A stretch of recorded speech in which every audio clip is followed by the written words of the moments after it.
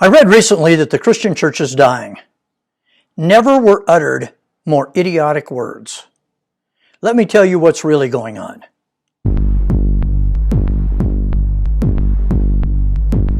In an op-ed in the Wall Street Journal, some college professor said religion is dying, and of course what he meant was Christianity. I wrote in the comment section after the article the prof needed to get out more.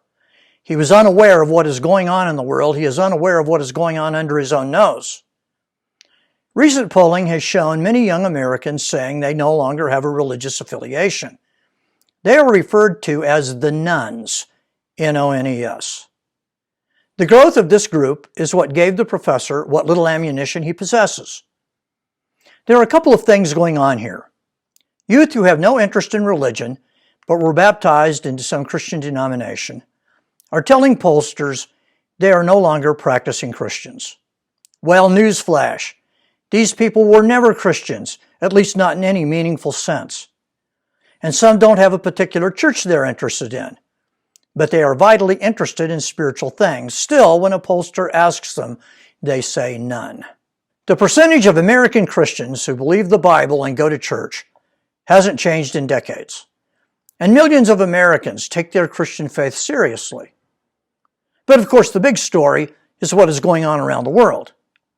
The Christian church in Africa has gone from a few million 100 years ago to over 600 million today. The Christian church is growing dramatically in China, in spite of the most severe persecution of all time.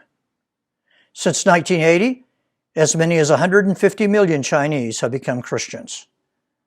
The church has exploded in Korea. From its tiny beginnings, little over 100 years ago, Christians are now nearly half the population of that booming country. The largest local congregations in the world are in Korea. I used to ask my students at a large secular university, how many people do you think attend church on a Sunday in the world's largest church? And they would guess 5,000, 10,000. Some students would criticize them for guessing that many. At that time, Yoido Full Gospel Central in Seoul was running more than 400,000 in its services. Check out the video below on this amazing congregation. One of the Wall Street Journal's foreign policy experts recently said that the Pentecostal revival around the world is the greatest social movement of all time. Now, I would argue that it is early Christianity that is the greatest social movement of all time. Still, the explosion of the Pentecostal Christian faith is something to behold, and it is an extension of the explosion and triumph of the early Christian church. Tens of millions in Latin America, Asia, and Africa are adherents to this lively Protestant Christian movement that started a little over 100 years ago. 1 out of 4 Hispanic immigrants to America is a Pentecostal. You haven't heard about all this because America's cultural and academic elite are oblivious to it.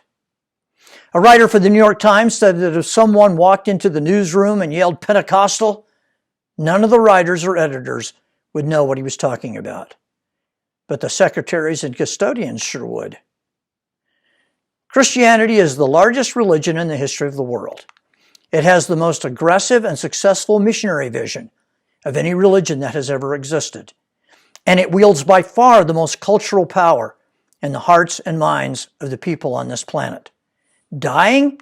It is no more dead than our Savior, who rose from the dead and will soon return to claim his people. Please watch my nearby videos on the spectacular growth and triumph of early Christianity. Thanks for watching, and please hit subscribe. May God bless you in a mighty way.